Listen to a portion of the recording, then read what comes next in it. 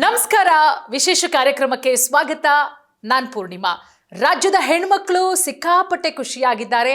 ಒಂದು ಕಡೆ ಯುಗಾದಿ ಹಬ್ಬದ ಸಂಭ್ರಮ ಸಡಗರ, ಅದೆಲ್ಲದರ ನಡುವೆ ರಂಜಾನ್ ಕೂಡ. ಅದರ ಜೊತೆಗೆ ಗೃಹಲಕ್ಷ್ಮಿ ಹಣ ಡಬಲ್ ಅಲ್ಲ ತ್ರಿಬಲ್ ಬಂದಿರೋದು.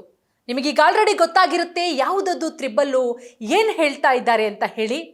ನಿಮಗೂ ಗೊತ್ತು, ರಾಜ್ಯದ ಹೆಣ್ಮಕ್ಳಿಗೆ 1 ತಿಂಗಳ ಅಂತರದಲ್ಲಿ ಸುಮಾರು 6,000 ಹಣ ಜಮಾ ಆಗಿದೆ.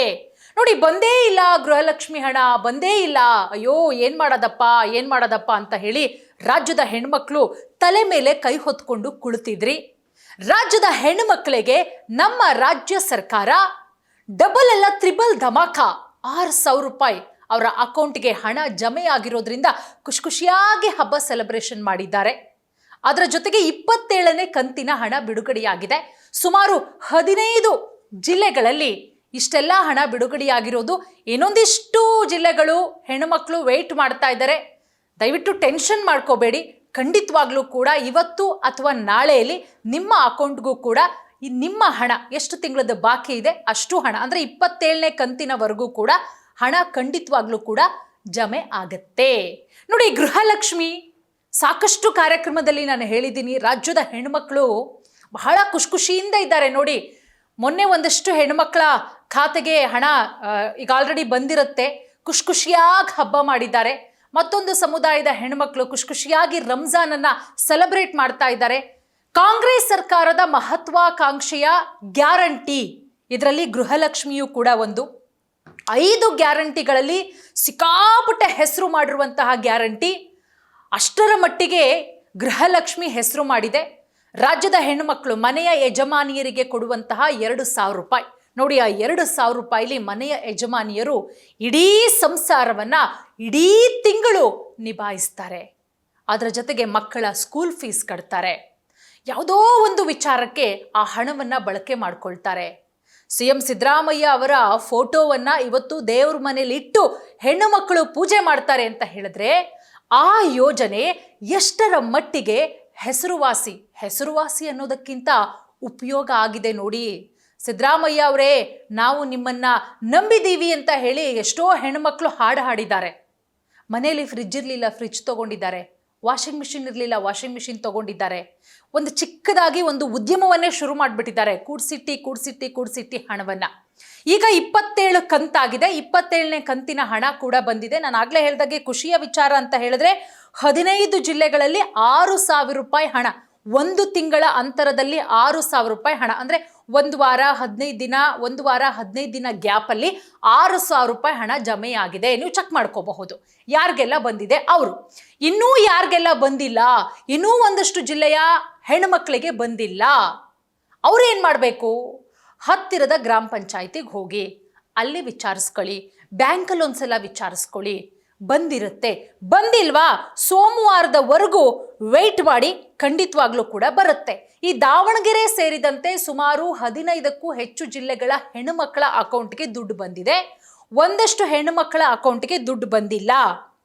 ಈಗ ಆಲ್ರೆಡಿ ನೀವು ಚೆಕ್ ಮಾಡ್ಕೋಬಹುದು, ಯಾಕಂದರೆ ಯುಗಾದಿ ಹಬ್ಬ ಕೂಡ ನಿನ್ನೆ ಆಗೋಗಿದೆ.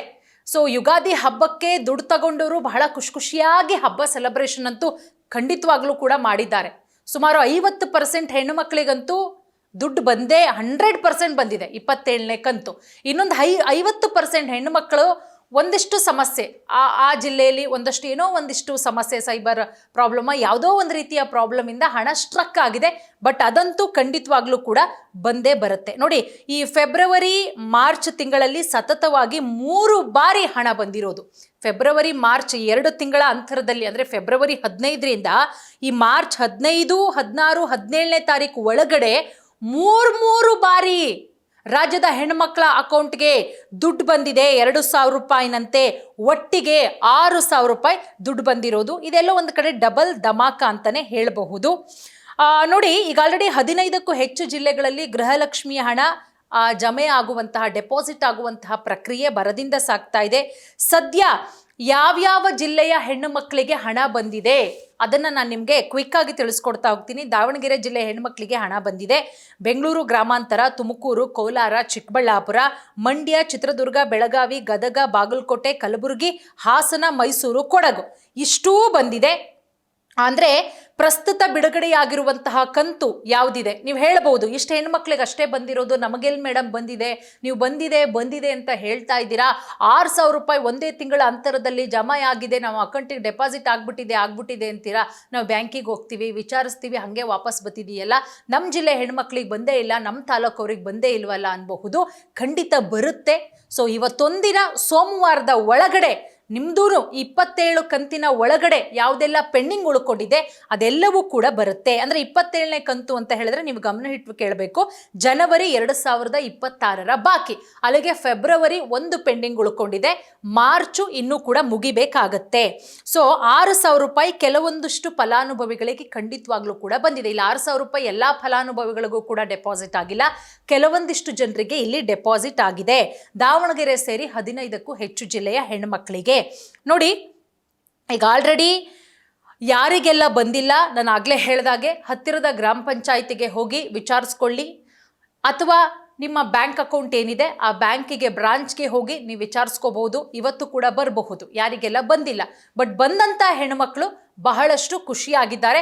ಬರ್ದಲೇ ಇದ್ದಂಥವ್ರು ದಯವಿಟ್ಟು ಬೇಜಾರು ಮಾಡ್ಕೋಬೇಡಿ. ಯಾರಿಗೆಲ್ಲ ಬಂದಿಲ್ಲ ಅನ್ನೋರು ನಮ್ಮ ಕೆಳಗಡೆ ಕಮೆಂಟ್ ಬಾಕ್ಸಲ್ಲಿ ಕಮೆಂಟ್ ಮಾಡಿ. ನಾವು ಕೂಡ ಯಾರಿಗೆ ವಿಚಾರವನ್ನು ಮುಟ್ಟಿಸ್ಬೇಕೋ ಆ ಜಿಲ್ಲೆಗೆ ಸಂಬಂಧಪಟ್ಟಂಥವರಿಗೆ ಅವರಿಗೆ ವಿಚಾರವನ್ನು ಮುಟ್ಟಿಸ್ತೀವಿ. ಅವರು ತ್ವರಿತವಾಗಿ ನಿಮ್ಮ ಅಕೌಂಟ್ಗೆ 2,000 ರೂಪಾಯಿನ ಹಾಕಿಸುವಂತಹ ಪ್ರಯತ್ನವನ್ನು ಮಾಡ್ತಾರೆ. ಧನ್ಯವಾದ.